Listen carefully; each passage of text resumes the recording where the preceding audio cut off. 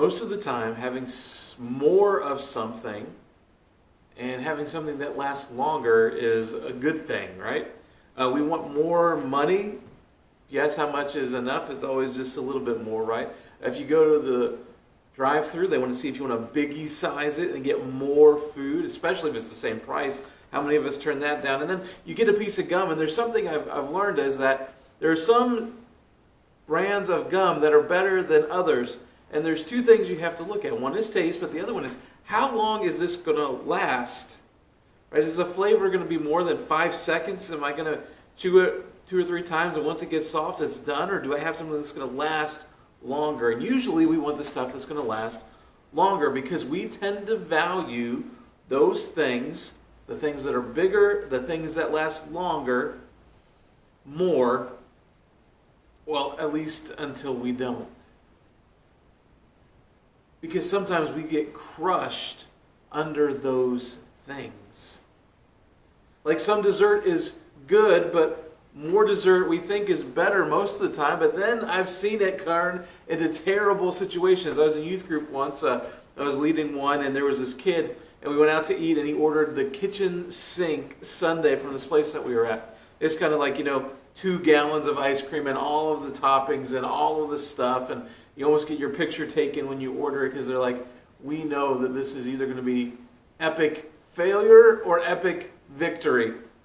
And I'll just say that there was no victory the day that this kid ate that sundae. He couldn't even finish half of what he had, and it was like you could see the color of his face changing as he ate because just because it was so big didn't make it better. In fact, it made it something that was causing him severe pain later in the day. And again, we want things that last. We want things that will have longevity and will be around, and that's great most of the time. But when you have toddlers in your house, that can change very quickly. We used to always have people over when we were kids were real little for like the Super Bowl and things like that, and we'd have a party and people would come over, and it was great. We'd have people come over for dinner, and when you have toddlers, though, things are different because they have earlier bedtimes and they get fussy and they need extra attention. And so there was one night we had people over for dinner and everything's going good, and the kids start to get a little fussy and they're starting to cry, and ours were, when they got a little bit tired at that age, that just meant they turned into the Tasmanian devils, so they're running and spinning all around everywhere. And most of the people caught those cues and left. But there was one guy who just kept making himself more and more at home, turn the TV on, he sat down on the couch, and we're like going in the back trying to deal with our kids, and every time we come out to check on something, he's still there. One time I asked if he needed anything, and he just was like, yeah, I'm good, thanks, and just kept continuing to sit and nibble on whatever food was left and have a drink and watch a show and just sit there in our house while we're running around trying to get kids to bed, dealing with screaming and crying and all that kind of stuff. And it was almost like, he's just this long COVID in personal form where he's causing us fatigue and coughing and chest pain and stuff, and could not figure out how to get him out of here. He had outworn his welcome, and he was lasting too long for us that night. There are times in our lives when things are just so big, or they've been there for so long, that they seem insurmountable. And we may not have thought about that at first when they first showed up or we first encountered them, but we've lived long enough to know that the best predictor of future behavior is past behavior. The best predictor of the future is the past. And if it's always been there, how are we going to get rid of it? And if it's so large, how are we going to move it? It is too much to overcome. So why even try? For some of you, that's living with chronic illness in you or someone you love. It's just, you've dealt with this for decades now. So why would you press on or hope that it will ever find some way to find life have a better quality to it? It's almost like all the color's gone away and you're getting used to living in just kind of this stark black and white, survive, not survive kind of mode. Maybe something that's too big is the loss of a loved one. Maybe it came suddenly and you just weren't prepared and you're kind of in shock, and it hurts too deeply, and the wound is so big that how are you ever going to get through this? There's just not enough grace, you believe, to cover your wound.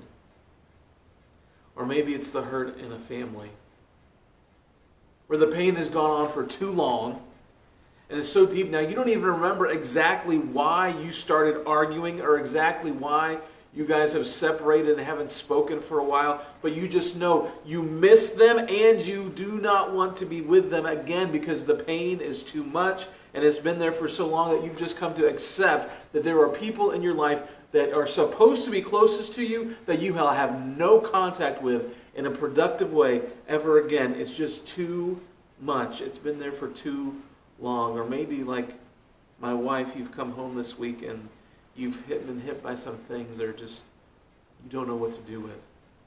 She works at an elementary school.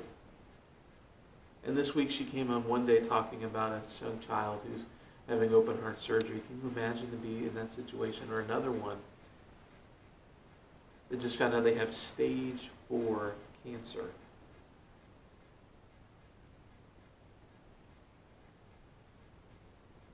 What are you supposed to do with that? It's like a gut punch and there's confusion. You ask things like why and you wonder how did it come here? And let's be honest for ourselves with a minute.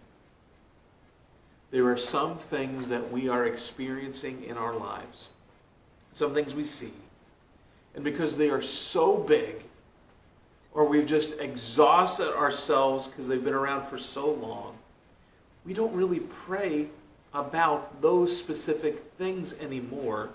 We pray around them. We're not praying that the mountain in front of us moves. We're more praying that we can make the best camp we can in front of it. Maybe the weather will be a little bit milder this winter. Maybe we won't run out of firewood.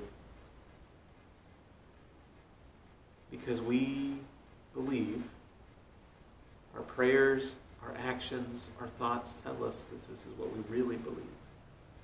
We believe that Jesus can't do anything about that broken piece, that brokenness, that obstacle, that struggle. It's just too big. It's been around too long. And we might say in our heads that we don't believe that. We might say in our heads, oh, of course Jesus can handle it. Jesus is the answer for everything. But we don't live like it and we don't pray like it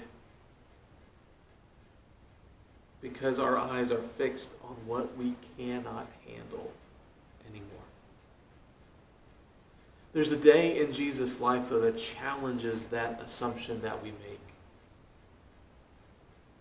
This day, Jesus is busy kind of teaching. He's been healing, and now he's being questioned about some things, and there's a little bit of a crowd that's gathered. And in the midst of this day, there are going to be people that encounter Jesus that know that what they need is beyond what they are capable of. There are things that are just too much for them, that are insurmountable. And this is what happens on the day that they come in contact with Jesus. While he was saying this, a ruler came and knelt before him and said, "My daughter has just died. But come and put your hand on her and she will live." Jesus got up and went with him, and so did his disciples. Just then a woman who had been subject to bleeding for 12 years came up behind him and touched the edge of his cloak. She said to herself, "If I only touch his cloak, I will be healed." Jesus turned and saw her. "Take heart, daughter," he said, "your faith has healed you." And the woman was healed from that moment. When Jesus entered the ruler's house and saw the flute players and the noisy crowd, he said, "Go away, the girl is not dead, but asleep." But they laughed at him. After the crowd had been put outside, he went in and took the girl by the hand, and she got up. News of this spread through all the region. You want to talk about something that is too big to deal with on your own? How about your daughter isn't just sick, she is actually died? I mean, that's the end, right? There's no coming back from that. There's nothing else you can do. So why go and bother Jesus? Instead, call the funeral home, You've already got all these mourners and the practicers of coming and grieving around the family. It already has started. It's too late for a miracle. It is too late for Jesus to do anything. In fact, believing anything else is laughable. That's why they laughed at Jesus when he showed up at the door in a few moments after this. There's nothing else to be done. And yet still, this man, in the midst of his pain and his grief, goes and finds where Jesus is at and approaches him and asks for him to just come just a touch. And once again, Jesus responds to the faith of someone who comes to him.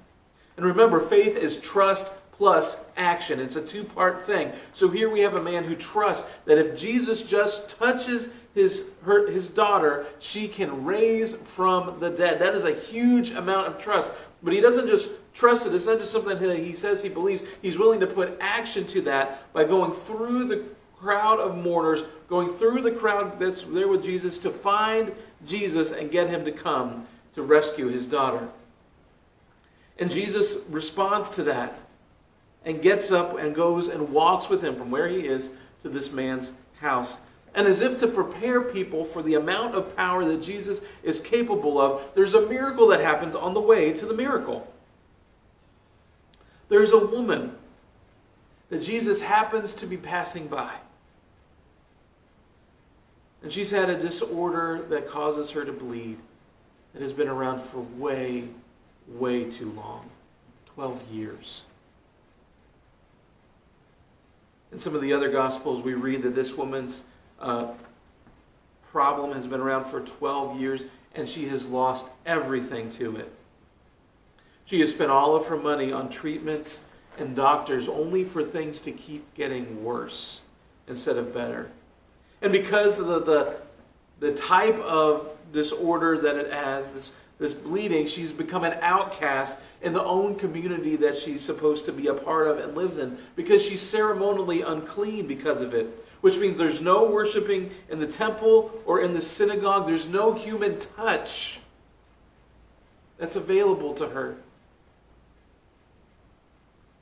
I mean, we've learned that human touch is a powerful and important thing for our lives. That's why we give our kids and people we love hugs. And if you do not have human contact, that it messes with so much of who you are, physically, emotionally, mentally, and spiritually. And she has gone not a few days, but a few years without it. And yet her faith shows up in a way that Jesus can respond to. She trusts that if she could just touch, not even touch Jesus, just touch the edge of his garment as he goes by, that she can be healed. And her action is to go for it.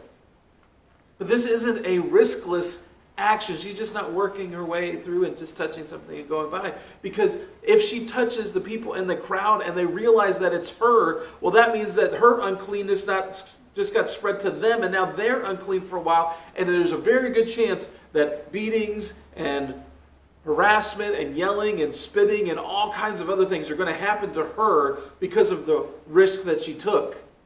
If this doesn't work, she is going to have even more pain than she has right now. And yet she still was willing to do it. Her faith moved her. And it happened. Jesus responds to her faith, and 12 years of suffering was not too long for him to do something about what she was going through. Just because it had been there for as long as she can remember did not mean that Jesus could not do anything about it. And after that moment, he keeps going with the father who, I don't know if he was amazed or frustrated that Jesus had stopped to do this and have the conversation with the woman, because his daughter is dead, and every second she's more dead, more decomposed, more decaying, more gone. But Jesus finally reaches the man's house. The dead daughter is up in the room, and the crowd is gathered around, a crowd that is skeptical that anything other than this child coming out to be buried soon is going to happen. And so after Jesus gets them out of the way and kind of clears the space, he goes to the girl and he does what the man asked him to do. He reaches out his hand and he touches her. And she lives. Even death was not too big for Jesus to come and do something about it. It didn't matter if it had been around for 12 years. It didn't matter if it was as big as death itself. The power of Christ could cause a miracle to take place in the lives of those people activated by faith. In the face of the insurmountable, this is the Jesus that we can have faith in. I don't know what it is that is in front of you that has been there so long that you don't think there's a way around it, or is so big that you are convinced that it will never get out of the way. But maybe we need to be reminded of the kids' song that we used to sing at camps and in other places. They had good motions to it. I don't know if I remember all the motions, but we can try. It's kind of silly. Some kids really play this up, right? But my God is so big, so strong, and so mighty. There's nothing my God cannot do. My God is so big, so strong, and so mighty. There's nothing my God cannot do. The mountains are His. The valleys are His. The stars are His handiwork too. My God is so big, so strong, and so mighty. There is nothing my God cannot do. And if we truly get that, then it gives us hope to keep praying, to keep seeking, to keep reaching out for Jesus' hand, for the hem of His garment, for any little bit of Him we can get, because we know He has the power to transform even death itself. And we especially need to be reminded of this when we are facing the shadow of this giant mountain that hasn't moved maybe for years, and we know is way too big for us to deal with, because we don't know why we have to wait. I don't know why these people had to wait as long as they did. Whether it was the man having to wait for the lady or the lady having to wait for 12 years, why did they have to experience that kind of pain? And why did it have to last for so long? I don't know why you and I go through some of the things that we go through that don't seem to make sense for us and definitely don't seem fair.